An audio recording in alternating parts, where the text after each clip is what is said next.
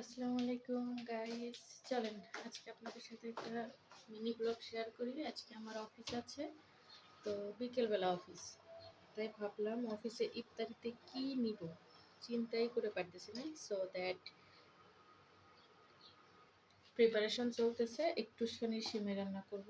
এটা হচ্ছে বাদাম এবং সাথে আরও কিছুই সিমে রান্না করা হবে, বেশি অল্প। সো বাদামগুলো একটু ছিলে নিচ্ছি, কিন্তু পানির ভিতর দিচ্ছি, কিন্তু তাও কেমন জানি কিছু হচ্ছে না। যাই হোক, চেষ্টা তো করি, দেখা যাবে বাকিটা পরে। এটা হচ্ছে খেজুর, বাদাম এবং কিশমিশও আছে, দেখাচ্ছি। এই যে এটাও দেওয়া হবে, একটু মজা করে রান্না করবো, আপনারা দেখতে থাকুন।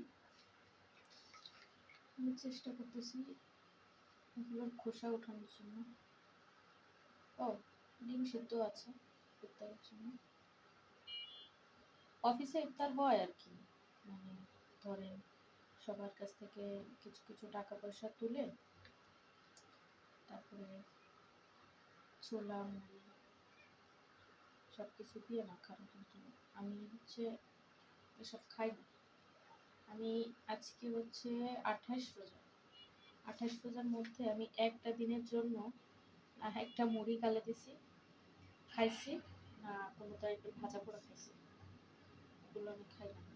কিন্তু ছোলাটা আমি পছন্দ করি। ছোলাটা হচ্ছে সিদ্ধ করে, সিদ্ধ ছোলা জাস্ট একটু লবণ দিয়ে সিদ্ধ করে, তারপরে ধনেপাতা, পুদিনা পাতা, কাঁচা পেঁয়াজ, মরিচ, টমেটো, মানে এইভাবে সালাদ করে আমি খাই। ছোলা সিদ্ধ করে খাই একসাথে, অনেকগুলো সিদ্ধ করে ফ্রিজে রেখে দিচ্ছি রেগুলার।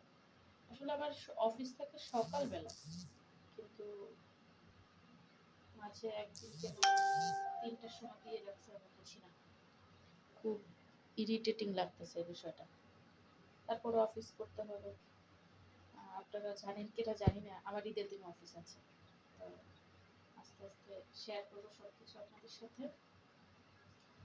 ঈদের জন্য কি রান্না বান্না করি না, আগামীকালকে হচ্ছে আমার বন্ধ, ছুটি।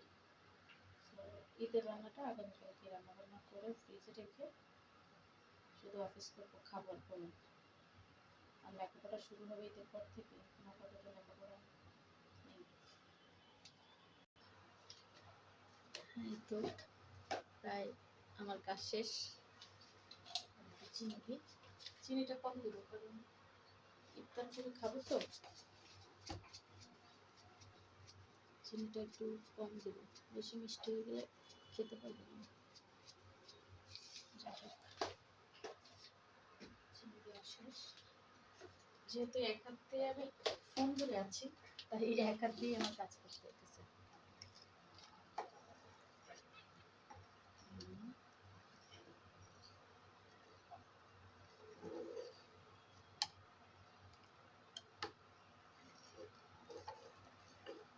পানি পানি হয়ে গেছে, ব্যাপার না।